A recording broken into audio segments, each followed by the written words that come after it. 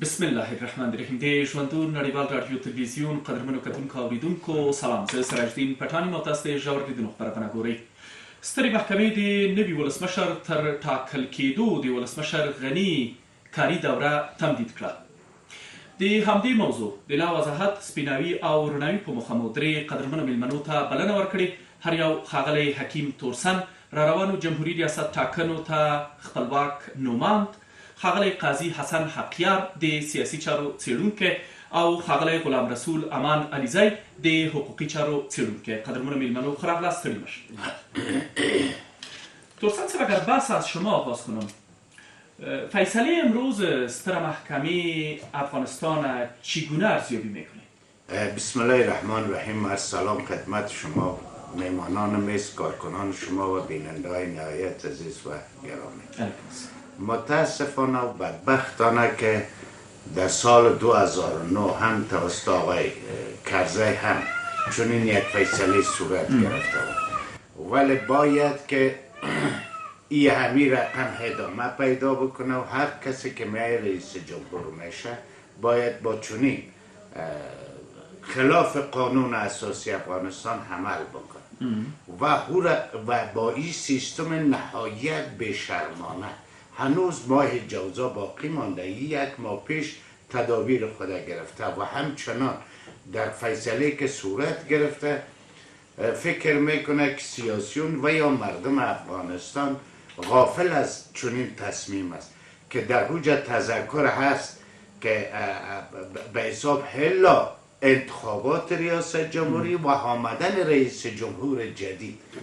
این دیگه نال آیا انتخابات قید نکرده در حالی که زمانش قید است که تاریخ 6 میزان است. خب یک ماه فیصلهش نهایت 2 ماه که از فلان تاریخ تا فلان تاریخ. پس این رقم چیز کرده که یعنی شاید 2 سال انتخابات نشه، 3 سال انتخابات نشه، با اشکال مختلف که بازی های و مهندسی های که آقای غنی و بازی گرفته. فکر میکنه که مردم افغانستان خاموش است و چنین حرفا را و یا امی طرحها و مهندسی ها را نمیفهم. خب تورسن صاحب، به ارتباط از این کنش ستر محکمه افغانستان و کنش شما کاندیدای ریاست جمهوری چی خواهد بود؟ تعداد از کاندیدا تقاضایشانی بود که پس از اول جوزا به اصطلاح دوره رئیس جمهور غنی به پایان میرسه و باید حکومت از طرف یک سرپرست اداره شود و انتخابات هم در موجودیت یک رئیس جمهور سرپرست برگزار شود. واکنش شما پیرامون از این فیصله یا تصمیم چیست؟ ببینین، ما یک چیز خدمت عرض بکنیم. قبل از اینکه آقای غنی چنین تصمیم بگیره، ما 11 کاندید که متاسفانه همین کاندیدای ما اشتباه کردن که هر کدامشون جداگانه گفتن، در حالی که ما اعلامیه را که داده بودیم یکی لوی جرگه به حساب جرگه مشورتی را رد کرده بودیم، یکی دوم دیگه ادامه کار رئیس جمهور به حساب خلاف قانون بعد از اول جوزا دانستیم و طرح مامی بوده، گرچه نهایی نیست. ما به حساب با جمعی از قانوندانا، با احزاب سیاسی، با مشوره احزاب سیاسی و جامعه مدنی طرح و برنامه خود ابراز میکنیم و که بعدا ولی به هیچ وجه به حساب ادامه کار آقای غنی را بعد از اول جوزا نه اجازه میتیم و نه با این برنامه های ساختگی و با این برنامه های طفلانه و در پالیش اولی با چی کار یا با چی واکنش ببینید، در صورتی که اگر آقای غنی با صدای مردم افغانستان لبیک نگفت، طبیعی است که باز ما از امکانات قانون اساسی و جامعه مدنی بر ما حق داد، از حق مدنی مردم افغانستان استفاده میکنیم و مبرایم تظاهرات میکنیم و به جاده ها میریزیم. نه تنها که باز هو آده آقای غنی نمیتونه که دیگه به حساب در انتخابات بعدی هم شرکت بکنه، چون این زمینه را خودش مساعد ساخت. خود آقای غنی میخواه که به حساب حوزا بره به طرف تشنج، هم در عرصه های مختلف، نه به ارتباط صلاحی پابند است، نه به ارتباط قانون اساسی پابند است. نه به خواست جامعه جهانی و مردم افغانستان. تشکر بناهن ترسان صاحب. ما سر از این فیصله خود کردیم و فیصله خود میکنیم. اگر دیگرها هیچ چیز نتونه، ترسان زنده است. تشکر به شما. بعدم خواد آمدیم و تساؤلات دیگه را امرویتان مطرح خواد کردیم. حقیقت صاحب، تاسو د سترې محکمې نننۍ پریکړه څنګه ارزوئ؟ تورسان صاحب خو وایي چې چورلټ غیر قانوني پریکړه وه، تاسو یې څنګه ارزوئ او په ټوله کې پایلې به یې څه وي؟ بسم الله الرحمن الرحیم. پټان صاحب، په افغانستان کې درې قواوې دي.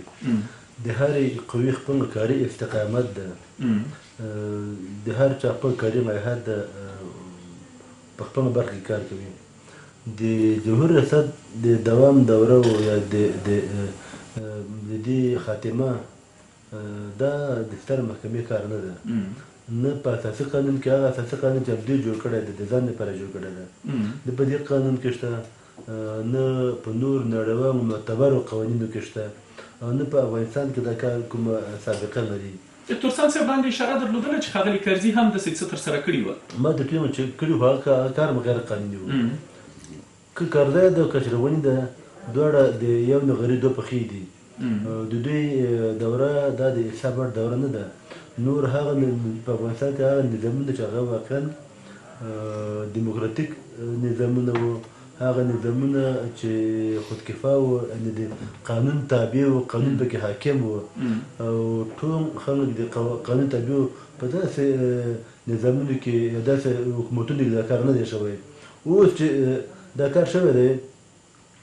دا په دې معنا ده چې حکومت واقعا څومره مایوسه شوی دی، څومره ناامیده شوی دی، او د خپل دویم دا چې د خپل اقتدار د بقا په خاطر باندې هر روا او ناروا ترلاسه کوي، هر مشروع او غیر مشروع کار ترسره کوي. او د درېیمه خبر دا ده چې په دې داسې موردو دپاره خو یو خو د حکومت بسته او په ځانګړې توګه د ولسمشر غني طبعا دی خو به غواړي چې د قدرت ادامه پیدا کړي، اما بل د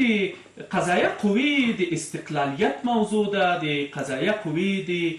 په اصطلاح پریکړو مسله ده چې قضایه قوه ولې دا ډول غیر قانوني پریکړې د تاسو په وینا ترسره کوي، یا ولې دومره د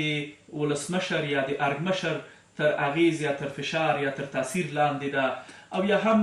ولې دا ډول پریکړې کوي؟ بیا هم وایم چې د بده مرغه ستره محکمې په افغانستان کې پخوا هم د رشوت او اختلاس او د غبن او په دې شان کې ډېر بدنامه وه، او ډېر بدنامه وه. خو په دې کارونو سره کوم مزیت او کوم اعتبار چې ورته پاتې و، یا کوم نسبي تقدس چې ورته پاتې و، هغه تقدس هم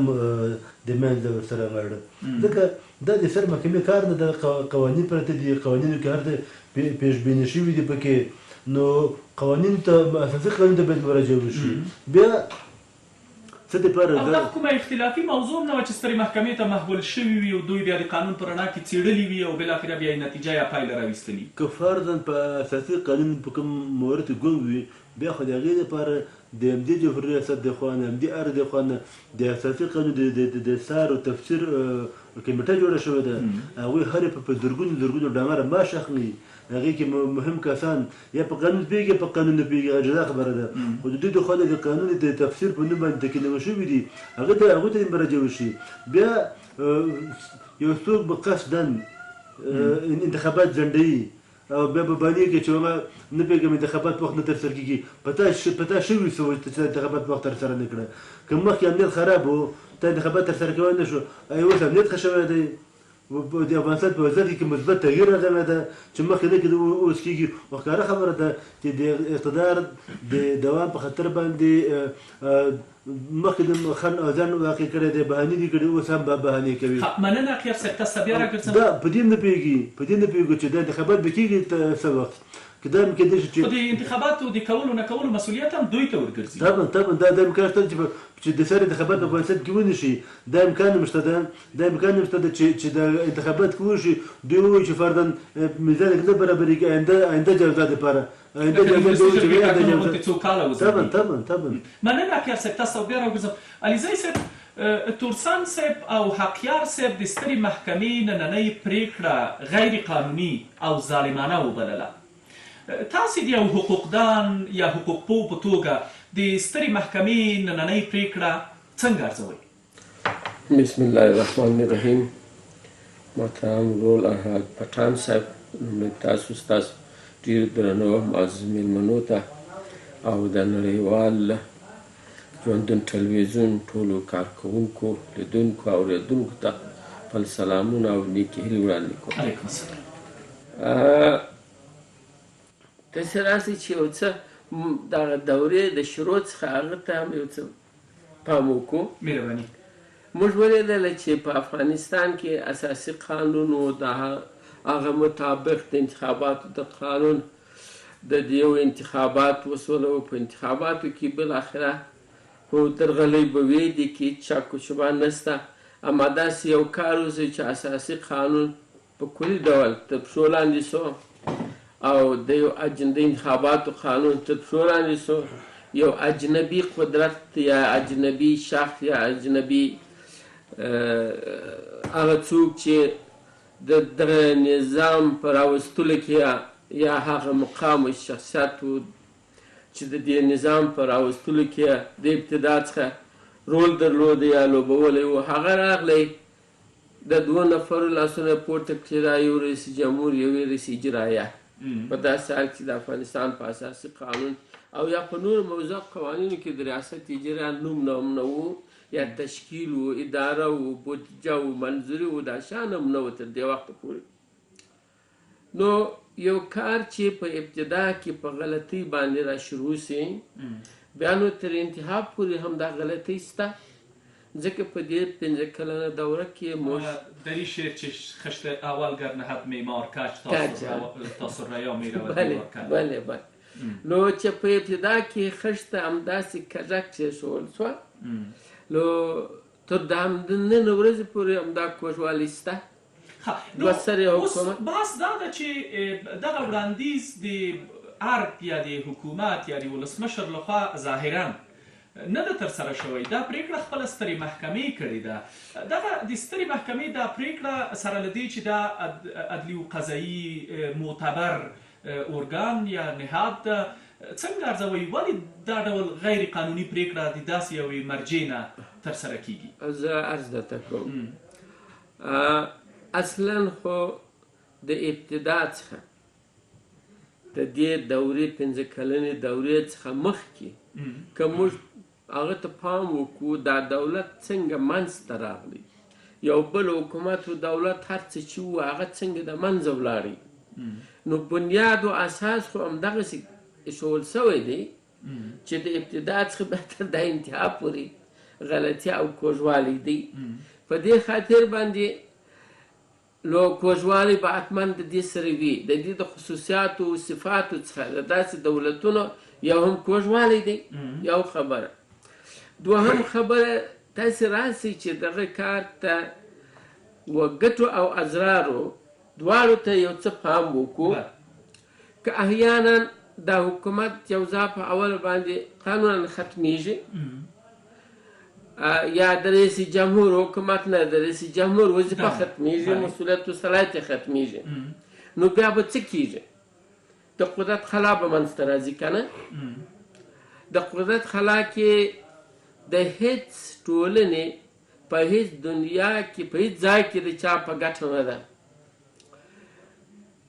دا ځینې دوستان خو موږ تاسو ټول د میډیا څخه اورو چې باید موقت حکومت جوړ سي او تر څو چې انتخابات کېږي هغه سرپرستي وکړي. موږ تجربه کوي موقت حکومت، یو ارنه څو ځلې مو دا موقت حکومتونه 3 میاشتنۍ و 6 میاشتنۍ و بیا یو کال دوره وه که 6 میاشتې دوره وه، دا مو وکتله. څوک په افغانستان کې ویلی شي چې هغه نو په ګټه وه؟ علیزی صاحب دا د تاسې دا بحث په ځای لنډمهاله حکومت په افغانستان کې ښې پایلې نه درلودلې او کیدای شي که بیا رامنځته شي بیا به هم ښې پایلې ونه لري. خو اوس بحث دلته دا ده چې تورسن صاحب او واقعار صاحب هم ورته اشاره درلودله چې وختې چې دغه پریکړه دا ښایي چې تر څو چې ټاکنې نه وي شوي او نوی رئیس جمهور نه وي ټاکل شوی، ښاغلی غني به خپل قدرت ته ادامه ورکوي یا خپل دندې ته ادامه ورکوي نو بیا داسې شکونه را برسېره کېږي چې بیا به څومره ښاغلی غني د ټاکنو تر سراوي ته ژمن وي داسې نشي چې څو کاله دا ټاکنې وځنډېږي یا د سولې په پلمې یا د ناامنۍ په پلمې یا د نورو ستونزو او مشکلاتو په اساس باندې چې د دې دمه د ټاکنو کمیسیون د جمهوري ریاست ټاکنو ته بودیجه نه لري ګڼو نورو ستونزو سره لاس او ګریوان دي د ټاکنو خپلواک کمیسیون تر اوسه پورې د ولسي جرګې وروستۍ پایلې نه دي اعلان کړي اوس دغه تشویش بیا څومره په ځای ده دا خو ډېر پر ځای دی د سترې محکمې لپاره چې دا کار وکړي دا چې قانوني یا غیر قانوني دی د محترم تورسن صاحب خبره پر ځای ده حد اقل یو وضاحت باید وای چې دا تر څه وخت دا تر موقت حکومت یا د سرپرست حکومت گرچه ما خود در طول که سرپرست حکومت راځي دا اسرار موږ عملا لیدلي دي تجربه کړې مو دي نو وروسته مګر د جوزا د لومړۍ نه به خپله ولسمشر غني صاحب وینو نو خبره خو واقعیت خو همداسې دی بلنې صاحب اجازه راکړئ تر لنډې دمې وروسته درته راګرځم کور ودان قدرمن لیدونکو تر لږ ځنډ وروسته بس ته راګرځم بیا هم ښه راغلاست تورسان صاحب بس بسیار جالب را رضای صاحب اشاره داشت که اگر پس از اول جوزا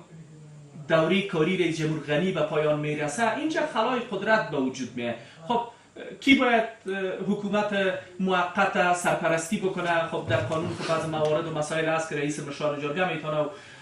برصورت یعنی فکر نمیکنین که یک خلای قدرت اگر به وجود بیاید باز مشکل ساز میشه و باز شاید که وضعیت افغانستان بدتر از امروز شه و باز اختلافات سیاسی هم شاید اوج بگیره روی از این تشویش نظر شما چیست؟ ببینین یک چیز خدمت هست بکنم به هیچ قیمت نیست آقای غنی اگر میخواه که فرض مثال سرپرست باقی بمانه استعفا بده از کاندیداتوری خود و ادامه بده به خاطر از این که جناب آقای عبدالله هم تا اکنون استعفا نداده او هم میگه ما به پروتکل آمده خب برادر پست دولتی هست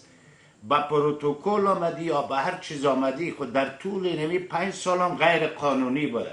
هم حکومت همی خود آقای خب اگر قانونی هم بدانیمش خب مردم افغانستان خب برای 5 سال با شما قرارداد و یک دوم دیگه آیا مردم افغانستان و در پالیش همی استر محکمه فراموش کرده بود که آقای عبدالله و آقای غنی گفتن که از اولویت های کاری ما است که ما در ظرف 2 سال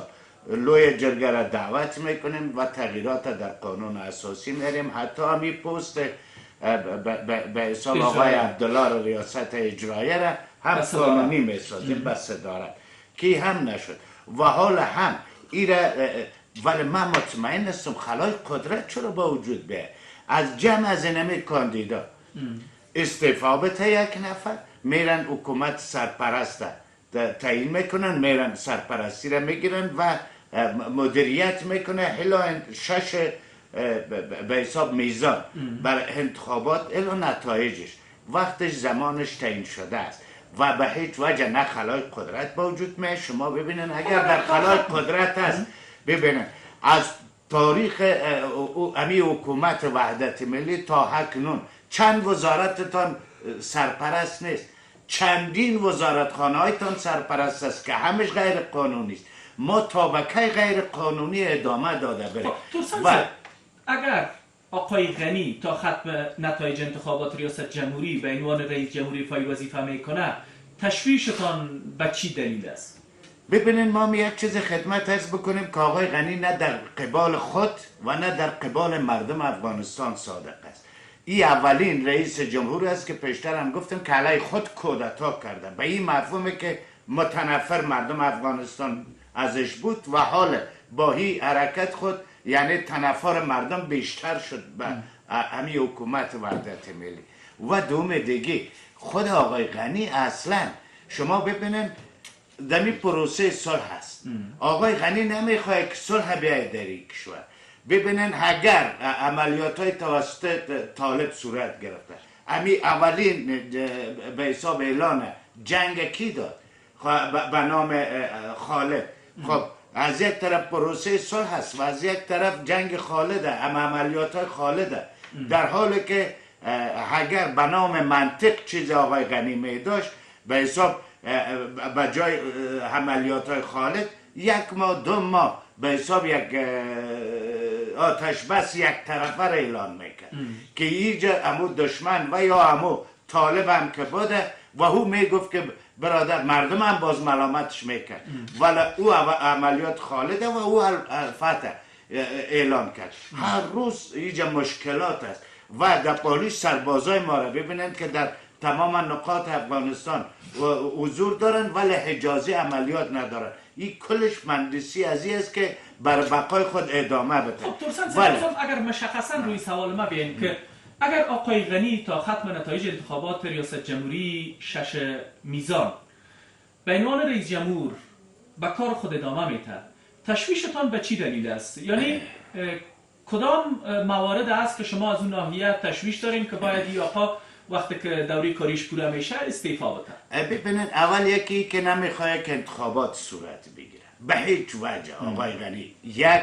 دوم دیگه اگر انتخابات هم فرض مثال صورت بگیره ایره به نفع خود همگیش به حساب مهندسی کرده و مهندسی میکنه. همین تقرریات که صورت گرفته در همین چند روزه که شاهدش هستین کلگی از این یعنی به اساس فیصله ها و مهندسی خود آقای غنی است که تا بتونه در حکومت تکیه بزنه. ولی من یک چیز خدمت عرض بکنم، آقای غنی به هیچ وجه به هیچ قیمته اگر تماما کاندیداتشم بکشه من به هیچ وجه از اول جوزا به دو طرف نمیگذارم که تو رئیس جمهور افغانستان باقی بمانی. بازم میگم از حق مدنی مردم افغانستان استفاده کرده و از هر گم به زورم میکشمت، خواسته باشی یا میکشمت، نخواسته باشی یا میکشمت. این چلنج است براش. تشکر ترسان صاحب. اقیار صاحب غواړم دغه مورد له تاسې مو وپوښتم چې که چېرته وروسته د جوزا د لومړۍ نه د ولسمشر غني کاري دوره قانوني پای مومي او دلته په اصطلاح لکه علیزي صاحب چې ویلي او خلا د قدرت رامنځته کېږي او دا بیا بدې پایلې لري، دغه موضوع تاسې څنګه ارزوئ؟ زما بله پوښتنه دا ده چې د اجرایي ریاست تکلیف به څه کېږي اوس کله چې ستره محکمه ولسمشر غني ته د ټاکنو د نتایجو تر وخته پورې د ده کاري موده اوږدوي یا تمدیدوي، د اجرایي ریاست موضوع یا تکلیف به څنګه کېږي؟ دا خو هم د دې حکومت 50 سلنه پارتنر یا شریک ده. پټان صاحب د افغانستان په موجوده اساسي قانون کې د داسې مواردو لپاره پیشبیني شوې ده. اساسي قانون وایي چې دغسې یو صورت ته راځي، په دې صورت کې د مشرانو جرګې رئیس واک هغه ته انتقالېږي، هغه به سرپرست جمهور رئیس وي. خو دا خبره چې اوسني جمهور رئیس د مشرانو جرګې د رئیس خو هم وربنده کړې ده. هغه څنګه؟ دا خبره چې د مشرانو جرګې د رئیس مسلمیار صاحب وخت پوره و، د قانوني د سناتوري وخت پوره و، نو په قوي برداشت باور ده او ځینې اوازې او انګازې چې ډاکټر صاحب غني مسلمیار سره په دې باندې هوکړه کړې چې زه به بیا تا انتصابي سناتور کړم، دغه مخکې انتصابي و، زه به تا انتصابي سناتور کړم او تا به د مشرانو جرګې ریاست هم رسوم زه، خو ته به بیا زما د جمهور ریاست د دوام په وړاندې خنډ نه واقع کېږي، بیا به ته غږ نه پورته کوي چې دا حق زما ده او ته به د ار نه وځې. دغسې پروتوکول ترمنځ شوی ده د ځینې رهبرانو په وساطت باندې. نو د مشرانو جرګې رئیس مخکې تر دې چې خبره چې د پارلمان افتتاح شي نو د جرګې لپاره انتخابات کېږي، د مشرانو جرګې ریاست لپاره انتخابات کېږي. د مخکې تر مخکې دا اقدام وکړه، دا اقدام چې که فرضاً اوس دغه د مشرانو جرګې ریاست هم نشته، مشرانو جرګه هم نشته، هر څه اتمه تشه موجوده ده، د دې چانس نه مې استفاده وکړه او که فرضاً دا چانس د ما سره ورکړی هم وای، په دویم صورت کې په مشرانو جرګې رئیس سره مخکې تر مخکې توافق کړی ده چې ته به زما په وړاندې خنډ نه واقع کېږي. په همدې شرط باندې هغه د مشرانو په جرګه کې سناتور کې انتصابي سناتور کې. درېیمه خبره دا ده، ګورې دا کوم منطق مني که نه چې د سترې محکمې رئیس د جمهور رئیس لخوا معرفي شي او بیا دماغه دی معرفي کړي دا عجیبه خبره ده ته ما را چې عقاب وګو ما ته را شم وایي ورته که نه چې ته ما ته خاندې زه به ورته عقا وایم زه ته ما رئیس کړه زه به تا رئیس کړم زه دا خو د مړو جرنه ده د تابوتان ده د احزاب دي د دې کې سیاسي اپوزیسیون موجود ده د سیاسي اپوزیسیون یا د احزابو په وړاندې به تاسو د ولسمشر غني څرګندونې اورېدلې وي چې تاسو څوک یاستئ د چا استازیتوب کوئ او تاسو چا استازي ټاکلي یاستئ خو ګوره تاسو به د هغوی خبره ورته واورېدې که نه تا به د اتا خبرې به واورېدې چې ورته ووایم چې که امریکایان نه وي په دو جملو ته خو دې نه پوهېږم که درې ورځې درته خو چې په درې ورځو کې د ارګ نه باسم زه ها نو که امریکایان نه وي خو بیا خو تا ته به فکر کوم چې واره مو نه رسېږي بیا خو طالب ورته ناست ده هماغه خبره ده بیا به دواړه پسې واخلي چې که امریکایان نه وي تاسو وګورئ چې زما د مخ کوم تکنوکرات یا کوم دغه کوم جنګي قماندان د ټوپک سامرانو نه کوم غرب نه راغلي تکنوکرات وینو چې دا د امریکایانو برکت ده چې ته ناست یې په افغانستان کې ته د پارجان چې ته د هغه په وړاندې په غرب کې سپین میلیون دلته راځي ما سره به په وزارت کې په حکومت کې سره ویش کوي وایي ته ورته ویمو چې ته شو ګورو بس د امریکایانو برکت د امریکایانو برکت نه ته بیا په مشهد کې وي په انقره کې وي یا په پاریس کې به کوم ځای کې وي دا واقعیت ده چې دواړه د امریکایانو د برکت ناست دي خو د دغو سره چې ناست هم دي دغه سیاسي احزاب دغه سیاسي اپوزیسیون په ځانګړې توګه هغه ټوپک سامران چې اوس ډېره زیاته سرمایه پیدا کړې ده هغه په هېڅ ترتیب اشرف ونه زغمي زه باوري یم چې په هېڅ ترتیب به دا ونه زغمي د هېواد به د یوې قوي انارشۍ مخې ته مړ شي او زما هغه بله پوښتنه چې دا د اجرایه ریاست برخلیک به څه کېږي دې ته راځم د هغې نه مخکې تنه د اساسي حزب نه څومره زموږ برداشت ده په نړیواله ټولنه باندې په امریکایانو باندې په دې د حکومت بوج ده امریکایان نه غواړي چې دوی په کاراتو د خبره کړې ده چې د حکومت باندې بوج ده موږ په دې فکر کوو چې څنګه تر ځان خلاص کړو دا یوه خبره په د اجرایي ریاست د خبره د اجرایي ریاست مخکې چېرې قانوني وي چې بغیر قانوني وي دا حکومت مخکې چېرې قانوني وي چې بغیر قانوني وي نو هغه به په زور ناست وي زه وایم چې که اشرف غني کینی بیا خو ستره محکمه د حق نه لري چې ووایي چې دا دې وي دا دې نه وي ځکه د هېواد بیا نشي ولسمشر غني که فکر وي د اجرایه ریاست به مرستیالې د دندې څخه لرې که او ویل چې نه پوهېږم نور دی نشي کولی چې خپلې دندې ته ادامه ورکړي ځکه دی یو کاندید سره مرستیال ده خو هماغه مرستیان کاندید هماغه د اجرایه ریاست دویم چې ده په ده فرمان صدر کړي د په کور کې هغه د اوس وظیفې ته ورځي همدا اوس په ټول کې عزت اخلي یعنې په مجموع کې که سړی وي هغه د پښتنو بطن د چې وخت کم دی د سم د چې پاتې د کوپان شو کې شی شو دې نظام کې کومې قانوني دي چې جمهور رئیس په د یو مامور منفکوي ونه شي همدا محقق خلک نه ده او د ستره محکمې ته وایي چې زه به تا رئیس کړم ته ما رئیس کړه هغه ځای د اساسي قانون موجود دي رقیبان موجود دي دا په زور هېواد بحران ته بیایي مننه اخیار صاحب علیزی صاحب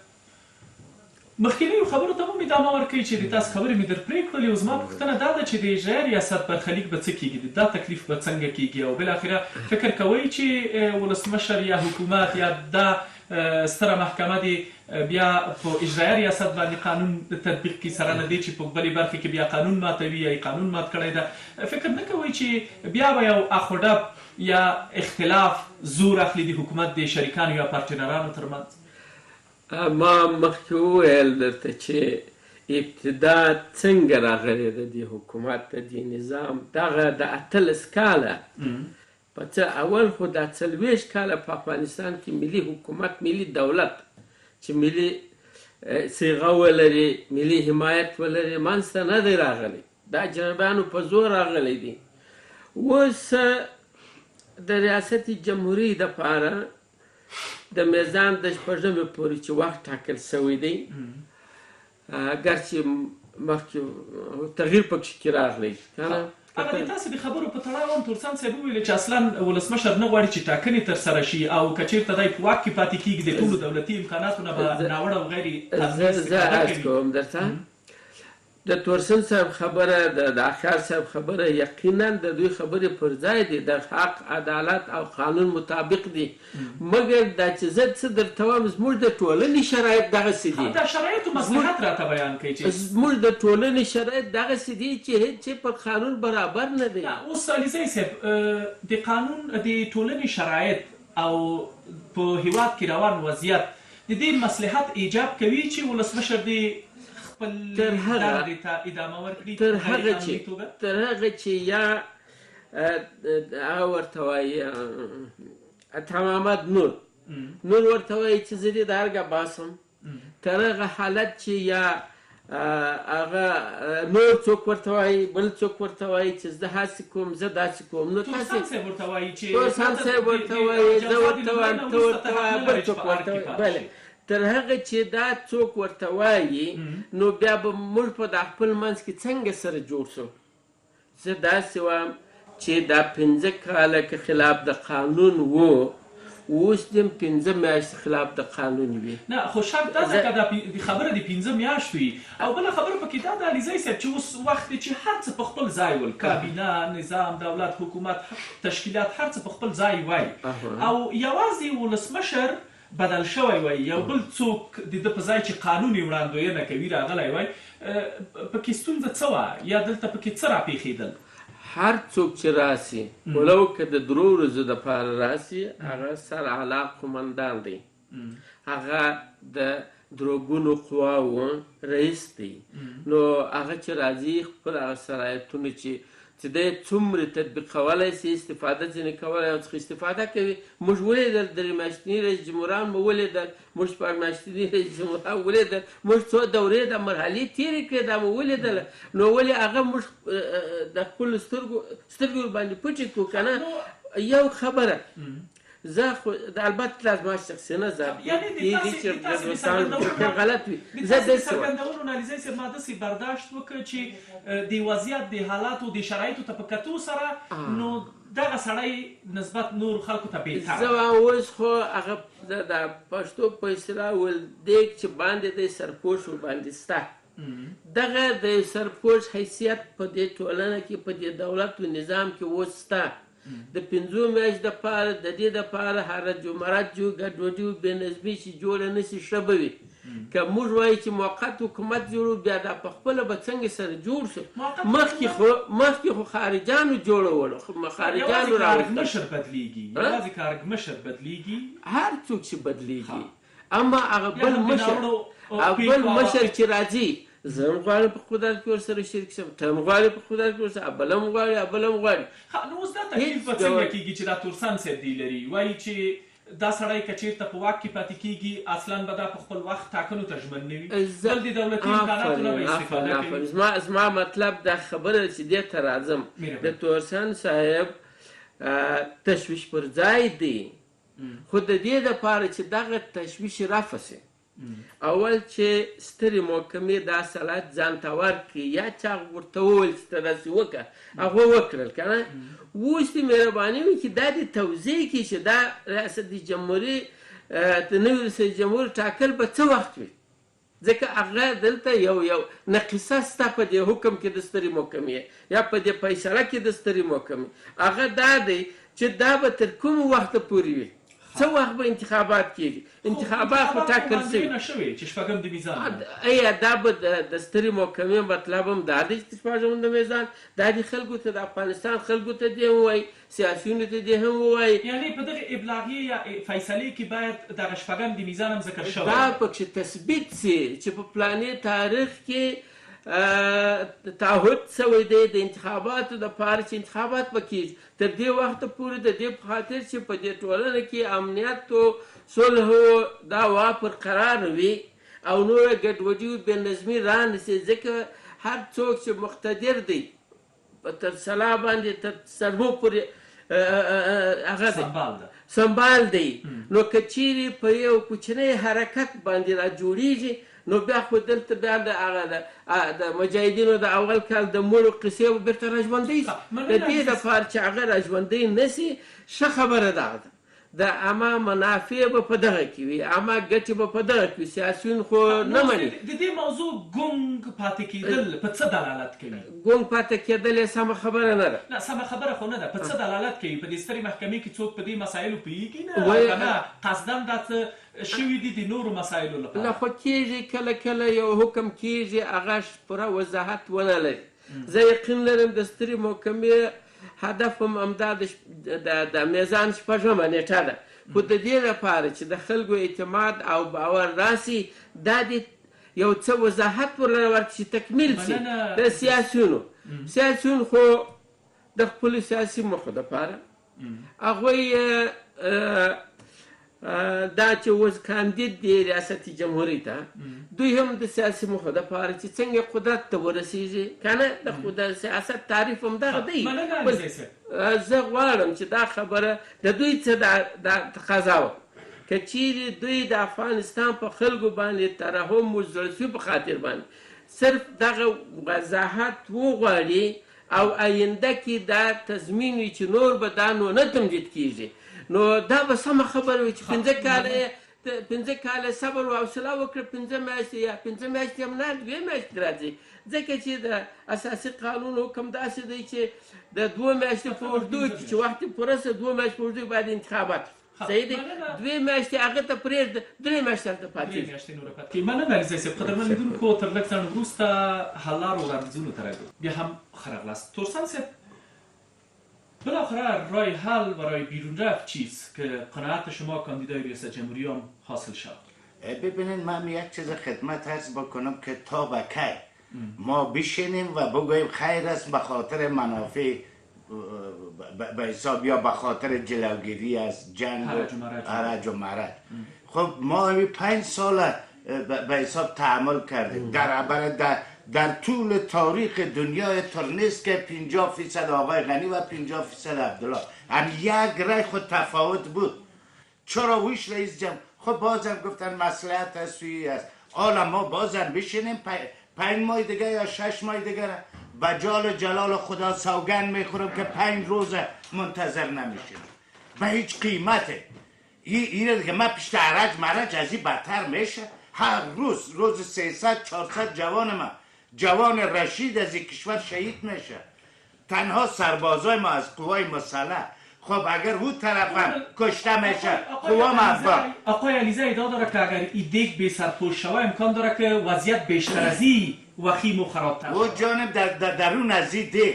چیست که نیست تماما کثافات در درون از این دیگ است کجای از این سرپوش بوده اصلا سرپوش وجود نداشته اگر سرپوش وجود میداشت ما شاهد صلح می بودیم ثبات می بودیم آرامش می بودیم حداقل به حساب شاهد از این می بودیم که ادعاهایی را که طالب ها داره که 70% افغانستان در اختیارم است آل ابروز ادعا میکرد که 30% به حساب حکومت میگفت 70% در اختیارم است و در پهلوی از این در زمستان کجا بود خوش برده بود که عملیات های تصفیه‌ای را سازمان میداد تا در بیز مذاکره میشید چون این خود از این فقط خواست انگلیس برآورده میسازه چون انگلیسی است خواست انگلیس خواست ایران خواست پاکستان اینجا برآورده میسازه غافل از این که اینجا شهرمردا هست اینجا بچهای افغان هست اینجا افغان ها حضور داره و به هیچ قیمت نه بر انگلیس نه بر ایران نه بر پاکستان و نه سایر کشورهای مغرض دیگه این سرپوش هم که هست این سرپوش ترسن بعد از اول جوزا دور انداختنی است و دور مندازمش خب حالا چقدر مطمئن هستین ترسان صاحب که با کنار رفتن آقای غنی وضعیت بهتر از امروز شوه یا بهتر از وضعیت فعلی شوه؟ ببینین جانم این همیال مخالفین حکومت یعنی اجازه مشکلات ناشی از آقای ببینین طالب چرا نمیشینه میگه که من نمیشینم که دی حکومت نمیشینم که دی غنی حتی اما افرادش که هست پس تماما مشکل سر غنی است تماما مشکل سر تیم غنی است زمانی که مشکل سر از اینمی تیم غنی است من مطمئن هستم که ترسن رئیس جمهور شد ما پیش از او که چلنج هم دادیم و گفتیم ما این تعهد بر مردم افغانستان هم دادیم و یه از زبان یک سیاسی برآمده یه از زبان ترسن برآمده از زبان کاندیدای ریاست جمهوری برآمده که پیش از اینکه ما برم به طرف انتخابات 30% صلح را میارم این طبیعی است که معوایی نگفتیم ما روابط دارم فرض مثال با طالب ها به داخل افغانستان صلح به داخل افغانستان ما تعهد دارم برای مردم افغانستان ما اراده دارم برای تامین صلح و ثبات که بارها گفتیم. ما خودم مکتوبی روان کردم برای آقای غنی که آقای غنی اجازه بده که اما مردم افغانستان با توجه به گذشته حراس داره که مبادا امو تجارب تلخ 1371 تکرار نشه. او جانم نه مجاهد بودیم، نه مجاهد هستم، نه تیکدار کدام قوم، نه تیکدار کدام مذهب و نه تیکدار مقاومت. درست که او دورانا را گو خود او حکومت خود پاکستان جور کرده بود که ای را آمدن در اینجا. این خود ساخت باخت پاکستان بود، ولی ما که جورش میکنیم با قوت مردم و اراده مردم افغانستان. امی پیشنهاد حکومت موقت هم داره فرمایشش آقای عمران خان نخست وزیر پاکستان میته. او ببینن اینا رو باید تفاوت دری باشه که او میگه حکومت موقت، ما میگیم سرپرست. درست؟ یعنی یک نفر تغییر بخواد. بله، صرف یک نفر. ما بر هم زدن نظام نیستیم و ما ایره به حساب ما هم ایره پیشکش هم کردیم از چندین رسانه که آقای غنی بیا اینمی فعلا 18 کاندید ریاست جمهوری است، 2 تای دیگر هم بته بدون قید و شرط برای طالب، 2 تا 3 تا بگو بیاین 3 تیم است، ایرانی تام خود کاندید بکنه، و روسی تام خود کاندید بکنه، پاکستانی تام خود کاندید بکنه، از هر کشور که هستید ابو رهبرا اجازه بده. نه حال خو نیستی چانس برش. چرا آقای غنی نمیگه بدون از اینکه 1 لک تذکره جمع شوه ای بگه بیادر نمی 3 نفر 2 نفر 5 نفر طالب که خودم میخواه کاندیدا بتن برای ریاست جمهوری بگذار که بیاید خود کاندیدا بتن تا از یک طرف چند خوبی داره. ما اینجا کوتاه میگم، ما اول هم پیشنهاد کردیم مکتوبی رسما برای آقای غنی روان کردیم که در انتخابات ولسی جرگه اجازه بده که به طالب ها خود کاندیدا بتن و این شرایط برشان فراهم بساز تا بیایم به حساب مزایای مبارزات سیاسی را بچشه. ببینه در حرکه قدرت در امو ولسی جرگه اهداف و خواست را که داره از همون طریق برآورده بسازه، نه از میل تفنگ. چون دیگه مردم افغانستان از میل تفنگ از زور و زورگویی خسته است و یه طور نیست که مردم با طالب هم راضی است. او وقتی که طالب راضی بود به خاطر اینمی به حساب عذاب که آمدن بالای مردم به نام جهاد مقاومت و تیکدار قوم دیگه و دیگه، بله شهر و فساد، اینا آمدن علیه شهر فساد، مردم اینا را پذیرا. حالا نه او طالبه از که او سال 71 زمان قدرتش باشه 75 و نه اون مردم طالبه با او شیوه میطلبه. بناهن من همیشه کوتاه میگم طالب هم که بیایه و صرف در قدرت سیم باشه، یک 3 تا والی، یک 4 تا سفیر، یک 4 تا ولسوار، نه این که اگر راضی میشه نمیشه باز اونو آده شیر مردای هست که سرباز ماست، قوای مسلح افغانستان است و او آده باز امروز هم هستن برایند کار ببین جانم خب اونا اکمال نمیشن، نیاشه نمیشن، نباته نمیشن، نمایه نمیشن. اگر نه شما قبول بکنید که ما همیشه کوتاه میگم، بسیار کوتاه، ما همین ملاقات با استانگزه امام کردیم با سید طایب آقا با دیگراش، ما همگیششون میشناسم، همراهشون صحبت های داشتیم با اینمی لباس خود، همراهشون چیشتیم صحبت کردیم. اونا نهایت از جنگ خسته هستن، از بی‌عدالتی و قانون شکنی. آرزو دارم که هم ما دست به دست هم بتیم و در این کشور یک سال ثبات پایدار تشکر. حقیقت صاحب تاسو ولیزای صاحب خپل خبرې یو څه را لاندې کوي ځکه تورسان صاحب وخت ډیر ونیو. په ټوله کې څه کول پکار دي خواهش میکنم په دې پریکړې په تړاو د تاسو په نظر مناسبه حل لار څه ده؟ ګورئ پټان صاحب دا هېواد د ډېرو ژورو ټپونو زخمونو سره مخ ده، د ژورو بحرانونو سره مخ ده، د طالبانو سره، د داعش سره، د نړیوالو استخباراتي شبکو سره. دې ته پکار نه و چې په کور دننه نورو بحرانونو هم را ایجاد شي. د دې کار د دې پرېکړې سره د بحرانونو راجدیږي. زه مطمئن یم چې د افغانستان دغه کورني سیاسي مشران یا استخباراتي یا مافیا دواړه دې ته د اجازه نه ورکوي چې د اجازه نه وروسته په اقتدار کې پاتې شي. وروسته خو مخکې خو د 15 کاله وکړو خو چې زور کاکاس کې انګور د تاکاس دغه د بچا د جنکيري زور چې تورس پر ور باندې ومنه و چې پر ما برداشت د جنکيري او امریکایانو تر د دین وضعیت د حکومت ستړي دي زم دا چې ستر محکمه وي چې د قدرت تشه برمنته شي ګوري د قدرت تشه ربما باید رامنځته نشي اساسي قانون کې هر څه پیشبیني شوي دي اساسي قانون د مراجعه وشي د مسلمان طرفدار نه یم مسلمان هم د څومره ما د وضعیت ورته څارم د غني سره تفاهم کړی ده بختر میرزایی په مشرات جرګه کې سناتور و څومره چې زما وره د کمپاین کې ریاست لپاره ډېر کار یې کړی و خو همدې ډاکټر صاحب غني او د دوی مامورین ورته زنګ ووهه چې که د تورې تېر شي نو درې ورته وویل ونه منم بما آخر یې ایسته د سند منفکه چې ته زما خبر نه منې انتخاباتو کې ریاست درېږي په بیچاره خراب په کور باندې کېنو یعنې د حل لاره دا جوړېږي چې اساسي قانون ته مراجعه وشي دا هر څه مهندسي شوې ده دا چې دیګ به سرپوښه کېږي زه د دیګ اوس سرپوښه دې کومه کړې ده خو ولسمشر یې سرپوښ بلل کېږي جداره که څوک وایي چې اوس وضعیت خرابېږي اوس وضعیت جوړ ده همدا په دې اوسني وضعیت کې د ورځې 300 ځوانان اخوا دېخوا ته نه قرباني کېږي که دغه سرپوښ خبره چې وي دا سرپوښ چې تو په آینده کې نه زغمي دا سرپوښ د اساسي قانون سره په ټکر کې وي دلته خو چې نظام ده د قانون نه مخه نه قانون ترمنځ دي چې قانون ترمنځ نه وي بیا د احمد محمود فرق به مننه کورودان علیزی صاحب په لنډه کې د تاسو وړاندیز څه ده د حل لاره څه جوړېږي څه کول پکار دي په دې تړاو زه خو وایم لکه مخکې چې مې وویل چې د افغانستان خلکو د 18 کاله حوصله او صبر وکړي نو 15 میاشتې دې نور هم وکړي اندازه د مناسبه حل لاره بله پس له 15 میاشتې څخه د انتخابات حتمي وشي انتخاباتو کې دې طالبان برخه واخلي مخالفین دې برخه واخلي که طالب لیک هر څوک دی چې د افغانستان د خو چې سوله نه وشي نو څنګه نو صلح باید وشي یا یو موقت وخت دپاره تر څو چې انتخابات کېږي انتخابات باید عملي شي بیا که انتخابات ونه ګټل بیا نه انتخابات خو که وګټل که ونه ګټل